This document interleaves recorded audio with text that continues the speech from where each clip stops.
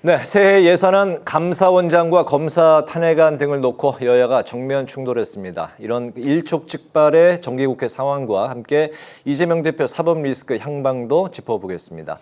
더불어민주당의 법률위원장이자 사법정의 및 검찰 독재 대책위 위원이신 박균택 의원을 모셨습니다. 의원님 어서 오십시오. 반갑습니다. 네, 안녕하십니까. 감사합니다. 네, 연말까지 전국이 굉장히 숨가쁘게 돌아가고 있네요. 예. 네네.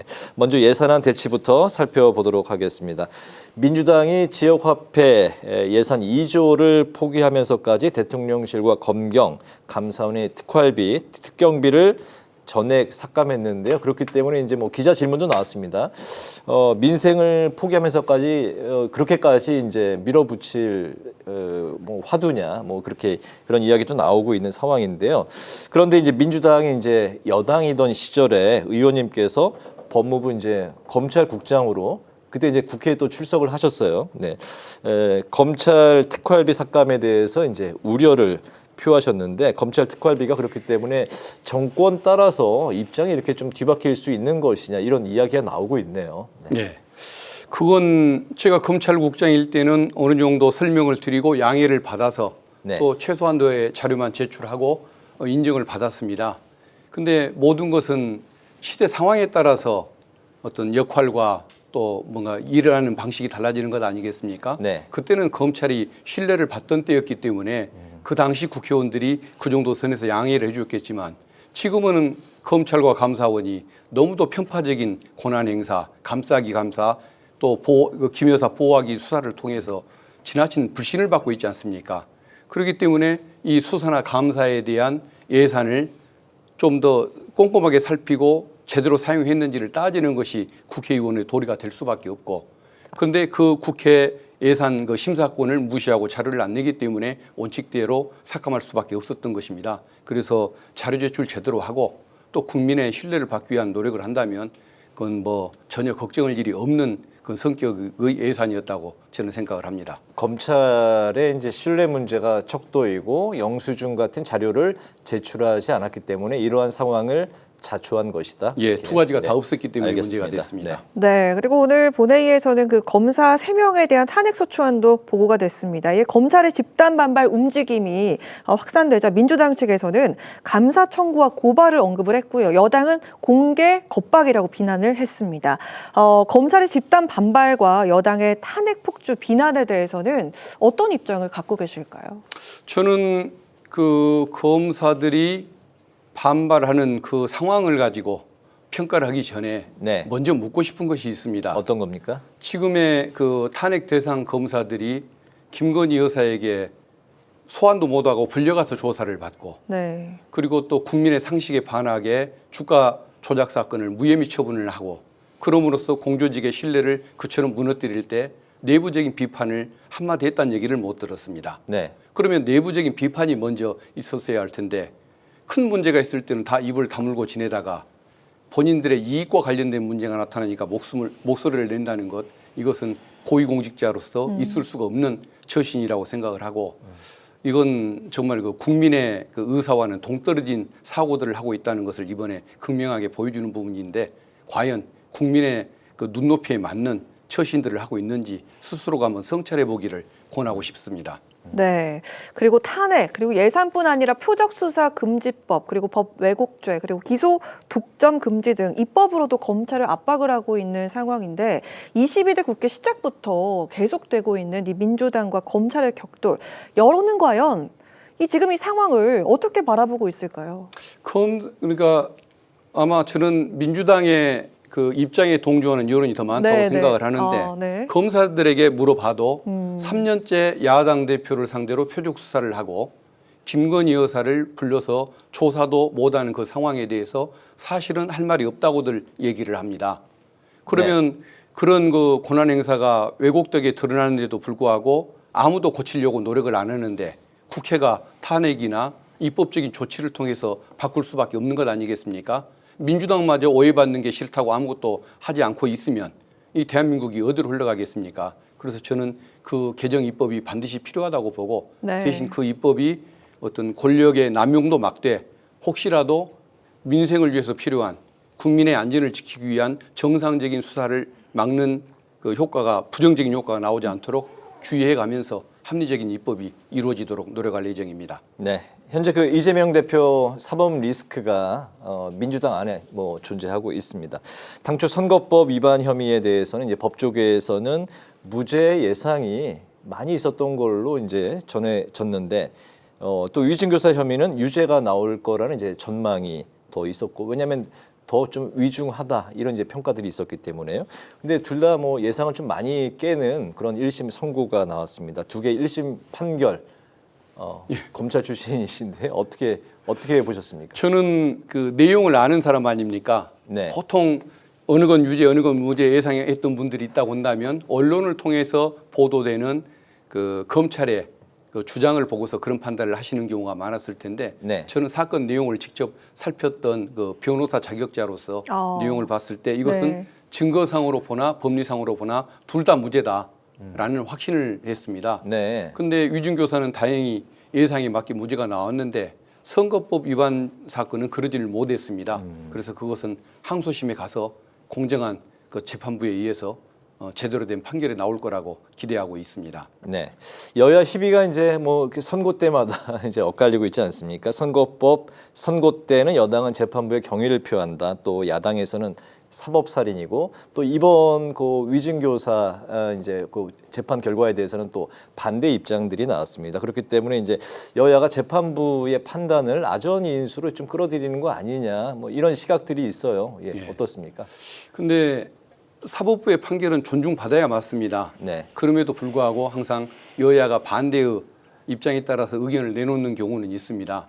그래서 결국은 어떤 그 의견이 맞는 거냐, 판결 내용을 읽어보고 정말 그 논리적으로 분석한 다음에 내놓은 평가가 정확하다는 표현을 해보는데, 저는 선거법 위반 사건에 대한 판결이 묘하게도 어떤 그 편견과 그 유죄의 예단으로 너무 가득 차 있는 것을 느꼈기 때문에 네. 그 부분에 대해서 좀 비판을 하는 그런 입장이고, 지금까지 사법부가 존중받아왔던 그 어떤 그 행태들과는 조금 다른 이런 의외의 결과가 있었던 것에 의외의 대해서 결과가 있었다. 굉장히 좀 부정적 시각을 가지고 있고, 이제 항소심에 가서는 그게 바로 잡히기를 기대를 해봅니다. 어떻게 왜 부정적으로 보는지 좀 설명해도 될까요? 아니면 네, 너무 좀 길어지니까 해주시죠. 말까요? 아닙니다. 짧게 저희 다음 질문도 또 있기 알겠습니다. 때문에 네, 그러면은 말씀해 주시죠. 짧게 말씀을 드리면 네.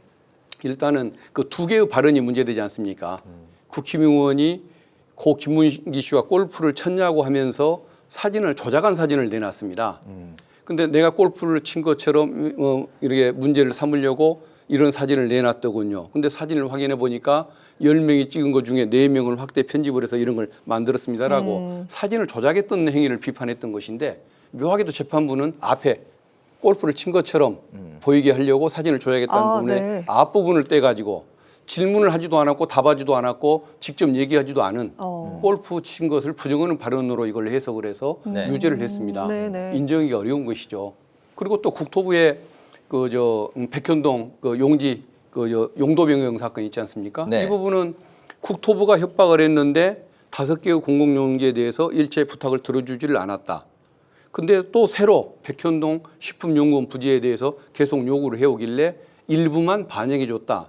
이런 얘기를 하는데 중간에 온갖 중요한 얘기를 다 빼버리고 협박해서 들어줬다라는 식으로 말을 검찰이 왜곡해서 둔갑을 시켜서 기소했는데 하지도 않은 그 발언을 전제로 네. 유죄를 내렸기 때문에 제 입장에서는 수긍할 수가 없는 거죠. 그래서 논리보다는 편견이 더 많았던 판결인 것 같다. 그 생각을 하고 있습니다. 네, 그렇군요. 항소심은 네. 이렇게 좀 대비를 하면 될 것 같고, 그리고 예. 위증교사 2심의 경우에는 그 무죄를 좀 방어해야 하지 않겠습니까? 좀 어떤 곳에 초점을 두고 좀 대비를 하실 그 생각이신가요? 위증교사 사건은 네.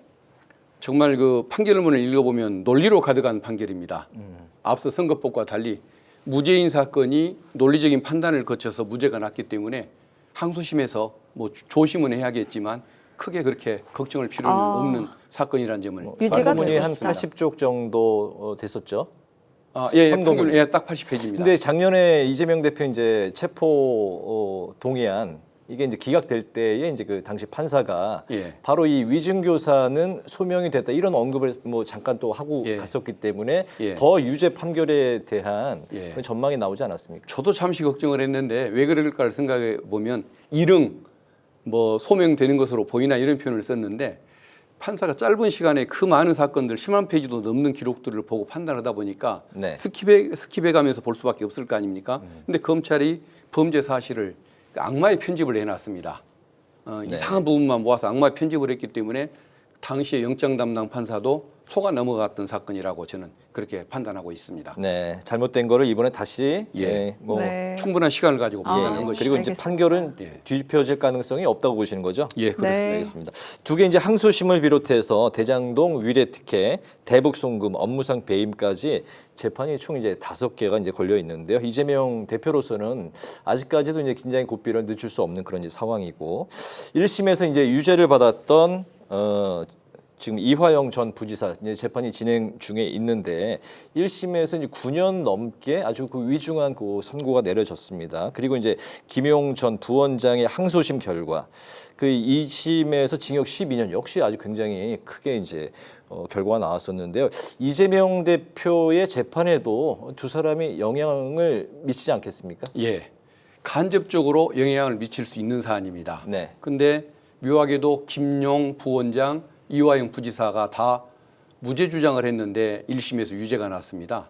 근데 다행히도 항소심 과정에서 새로운 증거들이 많이 나왔습니다. 네. 이화영 부지사 같은 경우는 그 21일의 진술 세미나 3명을 동시에 구속자들을 불러 모아놓고 했던 거, 연합 파티 했던 것들도 입증 자료가 나왔고, 그리고 또 북한의 리원함 그분 네네. 돈을 받는 현장에 존재하지 않았던 것도 입증이 됐습니다. 김용 부원장 같은 경우는 유동기 씨가 돈을 줬다고 주장하는 일시 장소에 있지도 않았다는 알리바이 증명이 이루어졌는데 그게 구글 타임라인에 의해서 입증이 됐습니다. 그래서 두 건 다 항소심에서 무죄가 날 걸로 예상을 하고 있기 때문에 네. 큰 걱정은 안 하셔도 될 것 같다는 생각을 하고 있습니다. 아, 그렇습니까? 예. 네. 네. 그리고 그 민주당의 대여 공세 수위가 점점 더 세지고 있는 것 같습니다. 좀 몰아붙이는 느낌 이런 게 좀 드는데요. 예산안과 탄핵안 처리에 이어서 다음 주에는 김 여사 특검법 재표결이 또 기다리고 있습니다. 현재 여권 내 기류 변화설도 솔솔 나오고 있는 상황인데 그 8명의 예. 이탈표 가능성에 대해서 어떻게 생각하고 계신지 저는 가능성이 점차 높아진다고 봅니다. 높아진다. 예, 기류가 변화하는 이 아, 문제도 네. 언급이 되고 있습니다만은 국힘의원님들도 국민의 대표인데 양심이 있는 것 아닙니까? 그래서 국민의 편에서 생각하는 분들이 한두 분이라도 생기고 또 내부 분쟁 때문에 또 동조하는 분들이 생긴다고 한다면 저는 이탈표 가능성이 충분하다고 보고 그게 문제가 되다 보니까 지도부가 지금 겁을 먹고 투표장에 못 들어가게 하겠다.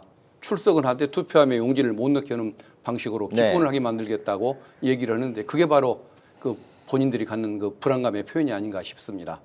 네, 네, 네, 알겠습니다. 알겠습니다. 다음 주 이제 10일이니까 한번 지켜보도록 하고요. 의원님께서 의원님에 대한 그 다른 동료들의 평가가 어땠는지 검사 시절에 혹시 알고 계실까요? 뭐 좋게 보는 분도 있고 흉보는 분들도 있을 저는 텐데요. 바로 그 좋게 예. 봤던 부분들을 이제 말씀을 드리려고 하는데요. 검사 시절에 이제 원칙과 소신, 부드러운 성품과 언행으로 동료들한테 이제 신망이 아주 두터우셨던 그런 이제 평가가 있었는데요. 국회 입성 이후에 상당히 좀 전투적이다. 앞에서 이제 그런 모습을 보였기 때문에 뭐 적지 않게 놀랐다. 뭐 이런 이제 그 얘기들이 있습니다. 지금 그 국민의힘의 이제 뭐 한동훈 대표, 주진우 국민의힘 의원 이런 분들이 뭐 학교 이제 후배기도 하고 검찰의 이제 뭐 한솥밥 그 식구였잖아요. 그 이런 22대 국회에서 또 상대 당으로 이런 상황에서 만나니까 좀 어떻습니까? 예. 제가 그러니까 복도에서 마주치면 어떠세요? 뭐 인사는 해야지 어떻게 하겠습니까? 근데 어떻게 사람 차이가 이렇게 날 수가 있을까? 네. 참 그런 생각을 많이 하는데 각자 자기 입장에서 생각을 하는 것이니까 존중은 해줘야겠다는 생각을 하면서도 네. 그래도 최선을 다하는 건 좋지만 자기의 영달, 자기의 목표보다 국민이 보는 그 시각에서 내가 타당한 행동을 하고 있는지 이런 걸 염두에 가면서 좀 자기 최선을 다했으면 좋겠다는 생각이 듭니다. 예, 존중하면서도 참 인정하기는 좀 어려운 점이 좀 있는데 어쨌든 네. 그렇게 뭐 존중해야지 어떻게 하겠습니까? 알겠습니다. 위진교사 선거 이후에 이재명 대표는요, 함께 가는 공존의 정치를 강조를 했습니다. 지금 여야가 서로 또 민생 경쟁도 펼치고 있잖아요. 근데 남은 12월 연말에 국회 한 달만큼은 좀 민생으로 가득 채우면 좋지 않을까 이런 생각을 가지고 있는데요. 여당과는 좀 차별화된 우리 당의 민생 키워드는 이거다. 좀 말씀해 주시면 좋겠고, 그리고 또 앞으로 협치 가능성이 있다면 민생의 부분 있어서만큼은 좀 협치할 수 있다. 이런 가능성이 있는 부분들 어떤 게 좀 있을까요?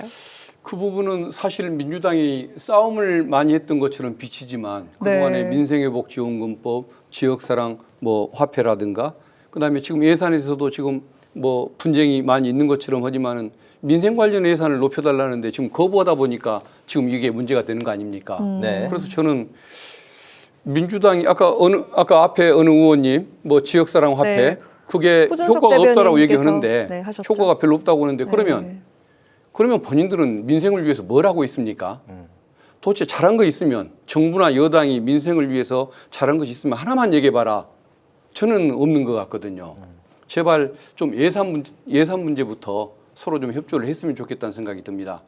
뭐 특수활동비는 특수활동비인 것이고 정말 뭐 우리 대한민국을 위해서 민생 예산을 펼치자는 것이지 민주당을 위해서 하자는 건 아니지 않습니까? 네. 그래서 민주당이 하는 주장도 좀 들어주면 좋겠고 정말 민주당의 의견이 틀렸으면 거부하는 거 좋습니다. 대신 본인들이 대안을 좀 내놓기를 나는 아무것도 안 하겠다가 네. 아니라 우리는 뭘 하겠다 네. 이런 좀 방침을 들고 나와주기를 기대하고 있고 그러나 저희들은 거부권을 행사당하든 말든 민주당이 해야 할 일은 끝까지 하겠다라는 이런 생각을 견지를 하려고 마음먹고 있습니다. 좋습니다. 무엇보다도 가장 중요한 건 민심이 아닐까 싶은데요. 예. 그 지역구 광주 광산 지역인데요. 그곳에서의 좀 민심이 어떤지 궁금하고요. 예. 새해 꼭 이루고 싶은 지역 현안이 있다면 어떤 게 있는지 마지막으로 들어보도록 하겠습니다. 이번에 1000만인 서명 운동을 민주당이 펼쳤는데 네. 저희 광산갑 지역구에서 1등을 했습니다. 5만 분이 넘게 참여를 하셨는데 그 이유가 뭘까? 민주 의식도 높지만 민생에 대한 그 실망감, 걱정 이게 커서 그런다고 생각하는데 기본적인 정서가 윤석열 정부의 임기를 빨리 끝내는 것이 최고의 민생이다 이런 말씀들을 하십니다. 좀 제발 그런 평가를 안 듣게 우리 국민의힘 그 정당 그리고 또 윤석열 정부가 정말 민생을 위해서 나서주기를 정말 그렇게 한번 희망을 하고 네. 저도 그런 그 변화를 이끌어내도록 대한민국의 정상화 문제 또 민생 지원 입법 이런 걸 활동을 하는데 최선을 한번 다해보고자 합니다. 그게 먼저고 지역구 얘기는 나중에 해야 할 것 같습니다. 네, 네. 나오신 김에 그 광주 광산 뭐 현안도 짧게 그리고 이제 지역 국민도 예. 지금 보고 계실 거예요 지금 예, 생방송이거든요. 알겠습니다. 한 말씀 그럼 해주시죠. 꼭 말씀드려야겠군요. 남겨주시죠. 네, 지금 연말 인사 좀 광주의 해주시죠. 최대 현안은 우리 그 광주 군공항 이전 문제입니다. 네. 무한 국민들이 그것을 수용할 수 있는 방안을 마련하기 위해서 지금 그 민주당 의원들 머리를 맞대서 생각하고 있고 노력을 하고 있으니까 좀 더 기대를 갖고 기다려 주시라는 말씀을 드리고 싶고 네. 그리고 날씨가 너무 추워졌는데 연말에 따뜻하고 건강하게 지내시기를 바라겠습니다. 감사합니다. 네, 예. 아주 생방송 그 시간에 맞게 알차고 간결하게 말씀해 주셔서 대단히 감사합니다. 예, 네, 고맙습니다. 오늘 파워 인터뷰 오늘은 일촉즉발의 전국 상황과 이재명 대표 사법 리스크에 관해서 더불어민주당의 박균택 의원을 모시고 관련 말씀을 들었습니다. 네. 오늘 말씀 잘 들었습니다. 잘 연말 들었습니다. 건강하게 마무리 잘 하십시오. 예, 감사합니다. 고맙습니다. 네, 고맙습니다.